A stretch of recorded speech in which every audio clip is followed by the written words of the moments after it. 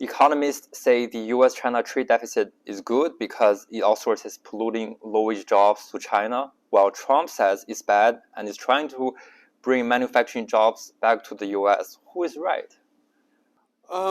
So I think that this is a little bit of a simplistic way to look at the issues, and that in reality, the global trade networks, structure, supply chains is very complicated, and there is no binary right or wrong.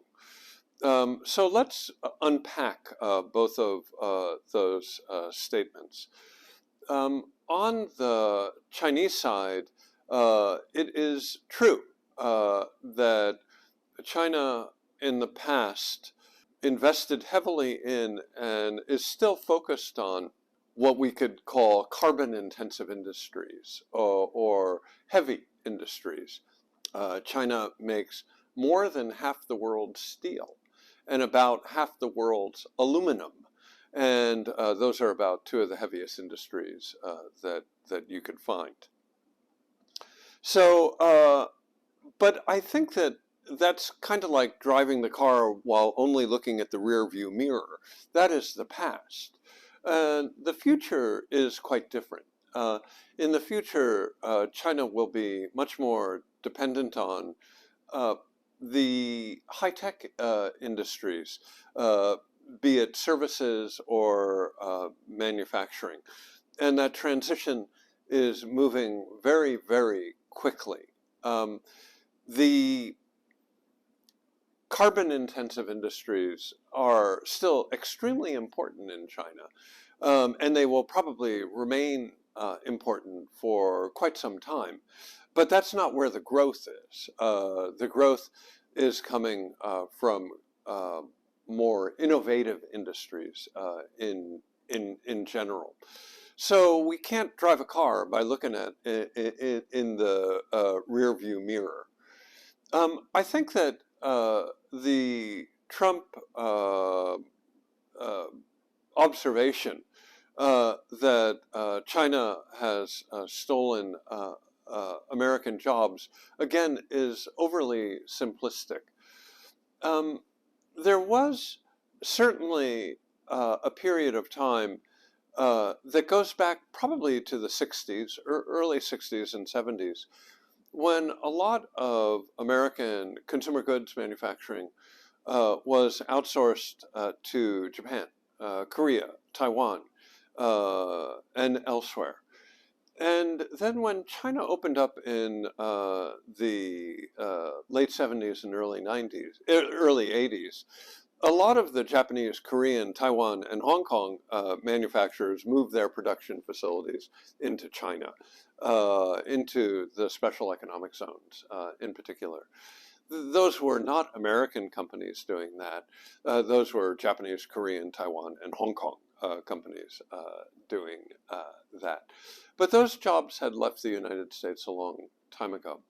So when you look at manufacturing in the United States, for the last, say 10 or 15 years, 20 years, manufacturing as a percentage of GDP has been very steady at about 12%. In China, it's about 20%. But in America, the numbers of employees associated with manufacturing has dropped very rapidly.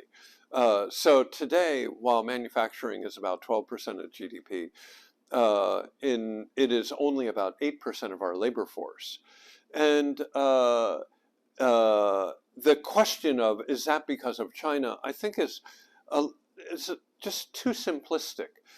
I think that there were a number of forces that came into play at the same time that led to the relatively rapid decline in industrial employment in the United States, as in absolute numbers, while manufacturing as a percentage of GDP has held steady.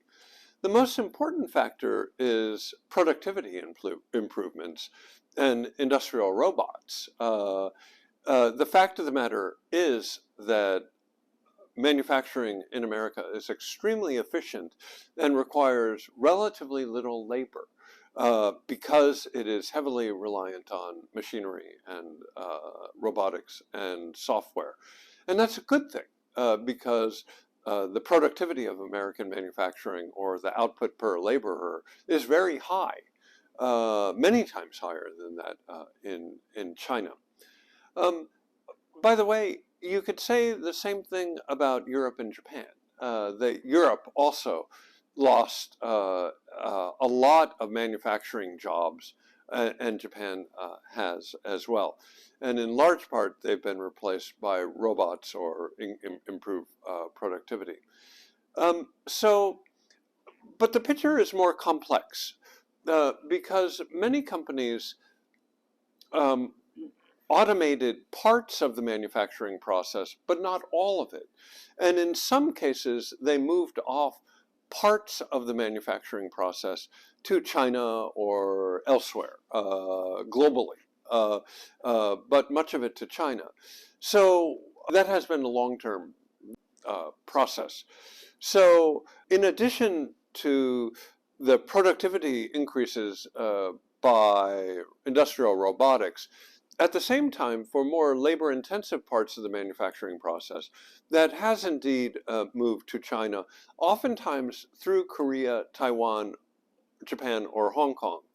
Um, Simultaneously, what we have seen is incredible advances in international logistics, particularly because of containerized freight, so that the cost of shipping something from Shanghai or Shenzhen, Tianjin, into the west coast of the U.S. is incredibly cheap, about $1,200 per container. And thus, the combination of factors, outsourcing, industrial robotics in the United States, and very inexpensive logistical advances, really together led to the decline in American manufacturing jobs in the United States, despite the fact that industrial manufacturing as a percentage of GDP has been very constant. Even if China did not exist, the number of American manufacturing jobs would have declined very rapidly. And I think it's similar to around 1900, the time that electricity was introduced. Farming in the United States went from 40–50% of the population down to today 2–3% of the population. And we can't blame that on anything other than natural economic evolution and productivity gains.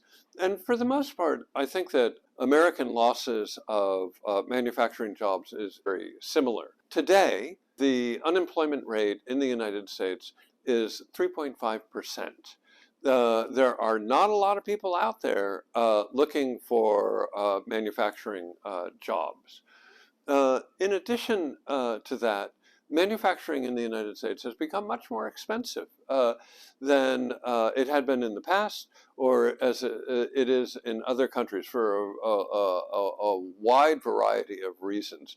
And so while the Trump administration and the Biden administration would like to move manufacturing jobs back from China to the US, that is simply not happening. And it's not happening for a very good reason.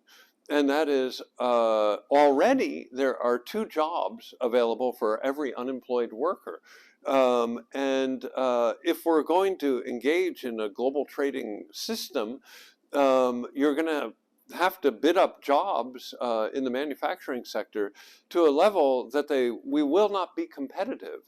And so let's do what we do well. Let's focus on the industries where we have a competitive advantage, which includes capital-intensive manufacturing, but it doesn't include labor-intensive manufacturing. So it's a good thing for overall U.S. welfare if that type of labor-intensive manufacturing is concentrated elsewhere in the world.